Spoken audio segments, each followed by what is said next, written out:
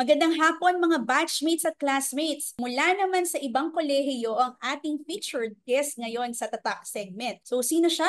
Kilalanin natin at syempre pabatiin na rin natin. Hello po, magandang hapon ma'am. Welcome po sa Tatak segment. Bati muna po kayo.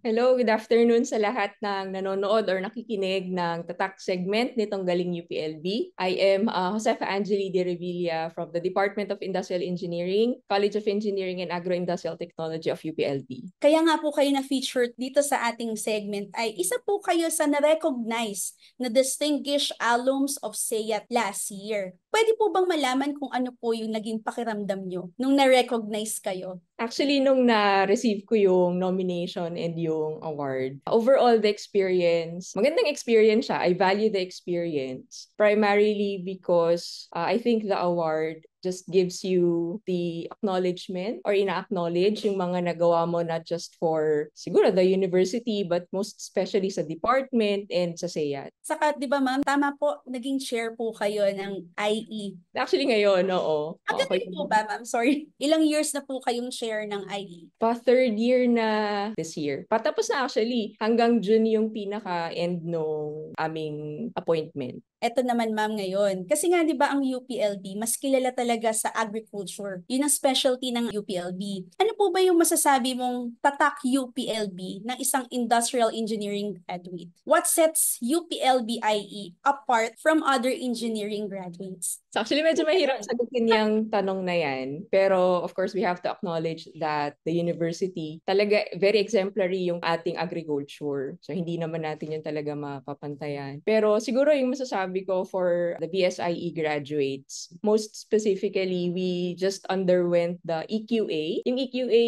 assessment natin care of the Quality Assurance Office. And siguro yung masasabi ko na very good quality ng mga graduates natin. As early as, siguro 4th year sila, nag-i-internship sila, hinahire na sila. And we really have a very high level of employability. So yun yung isa. And secondly, yung mga graduates natin as mentioned by our stakeholders, ng mga employers natin. So sinasabi talaga nila na very high yung analytical and technical skills ng ating graduates. So yun yung siguro mga qualities na masasabi kong meron ang graduates natin ng BSIE. Not just coming from me, na of course member ng department, pero yan ay sinabi rin ng mga stakeholders natin, ng mga employers natin. Ayun naman ma'am, since outgoing chair po kayo, ano po yung pinaka-proud ka na masasabi mong nagawa ng inyong term? Siguro yung sa akin, when I was asked to be appointed as chair ni Dean Amongo, ni Ma'am Rose Ann, isa sa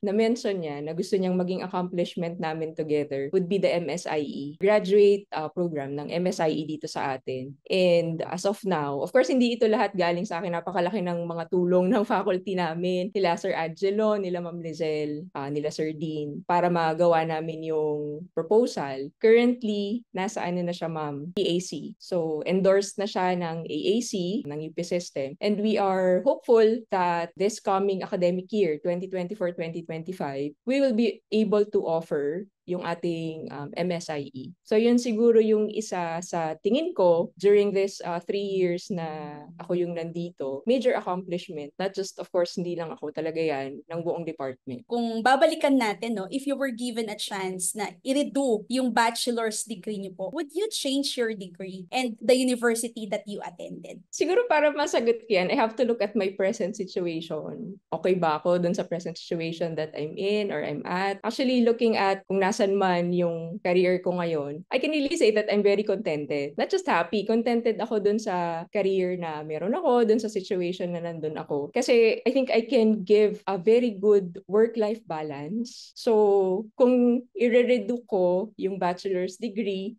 and if I will choose to change the university that I went to, siguro ang answer ko ay hindi. Kasi currently, kung titingnan ko yung present na situation ko ngayon nga, I have to look at my present situation. Masaya ba ako? Contented ba ako? Or may kulang ba? Kasi if ever may kulang, then you have to look back. Ano kaya yung pwede kong gawin para mawala yung kulang na yun?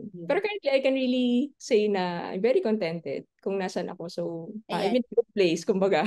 Gano'n na ba kayo katagal na nagtatrabaho sa UPLB and bakit niyo ba piniling magtrabaho dito? Sige, to give you a brief background, well, 10 years na ako dito, last 2023, 10 years. Mhm. So 10 to 11 years, around ganyan. After I graduate, I first worked in a manufacturing firm. Kasi yun ang common talaga na pinupuntahan ng mga IE graduates. Manufacturing firm, service industry, ganyan. So 1 year, more or less, about a year, ako nagtrabaho sa manufacturing. Pero, yun nga, as I mentioned kanina, so satisfied ako sa work ko ngayon kasi I have this very good work-life balance. Doon wala. Talagang papasok ka ng maaga, uuwi ka ng pagod. And so, my parents suggested that why don't you take a master's degree? So back then, that was in UP Diliman. So fortunately, I was able to get accepted sa UP Diliman and at the same time sa ERDT. Kaya, yun, actually ako ERDT graduate din ako. Sa ERDT, and so natapos ko naman. Siguro, moving doon sa last year ko, last semester, so classmate ko kasi yung ilan sa mga faculty dito na batchmates ko rin nung undergrad. So they informed me na may opening kami sa department. Why don't you apply? Knowing na, yun nga, patapos na sa MS, ganyan. Medyo, di ba, hinahanap talaga nila yun as qualification kapag magtuturo. So, yun, fortunately, natapos ko naman yung MS and then when I applied here, yun, swerte din na natanggap. So, yun, doon na nagsimula siya actually, na dito ako nag-work and then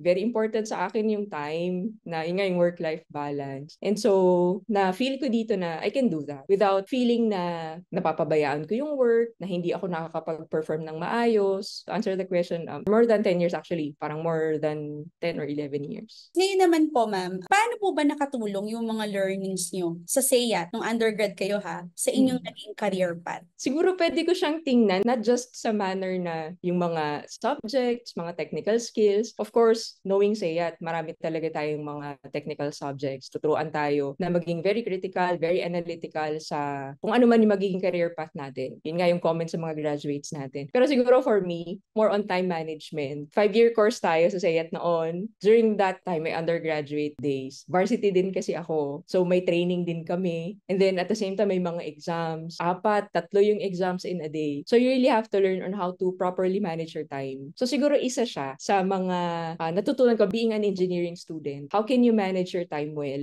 na makakapag-perform ka pa rin ng maayos sa ACADS, makaka-attend ka pa rin ng trainings, hindi ka absent. So more on the discipline side. So when I work, yun, nadala ko siya. The proper time management, so prioritization ng mga gagawin. Hindi lahat talaga magagawa mo in a day, but you still have to consider yung mga, of course, mga workout, mga family time. So, yun, more on time management siguro. But if you will ask me, kung halimbawa naman as BSIE, ano yung mga natutunan ko sa BSIE na nai-apply ko talaga sa career path ko? Specifically ngayon that I am in a more difficult role kasi may admin side. So, ibang-iba kasi talaga siya bilang faculty. So, pag faculty, ang iisipin mo lang yung lecture mo, yung mga estudyante mo. But being an admin, you have to also look into the development of your faculty, of the well-being of your staff. Siguro, bilang IE naman, dito kasi sa amin, as undergraduate, tinuturuan namin talaga sila na tingnan yung isang system as a whole. Hindi mo lang titingnan yung financial aspect, hindi mo lang titingnan yung manufacturing aspect, but you look at it as a whole. Paano nito maaapektuhan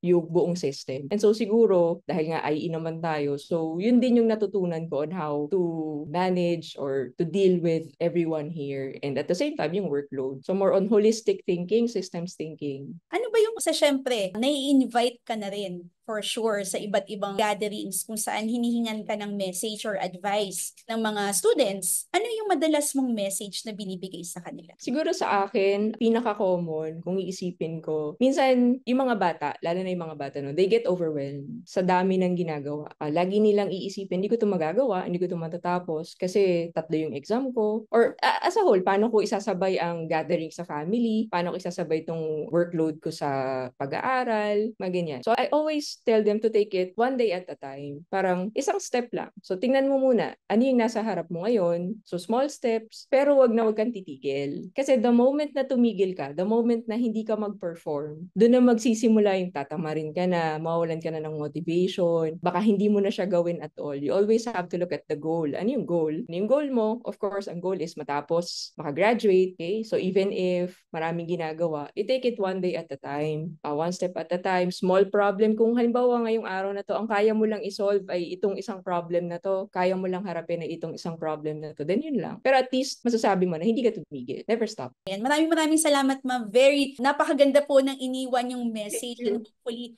marami sa mga students natin, saka fellow alums na rin, ang makarinig nitong inyong magandang advice, and hopefully mas marami kayong mamold na future generations ng IE na ganyan yung thinking. Ngayon naman, Sana. pwede ba naming marinig? Syempre, ito yung favorite kasi namin gawin dito sa segment, yung tatak shoutout. Pwede po ba naming marinig ang version niyo po ng tatak shoutout?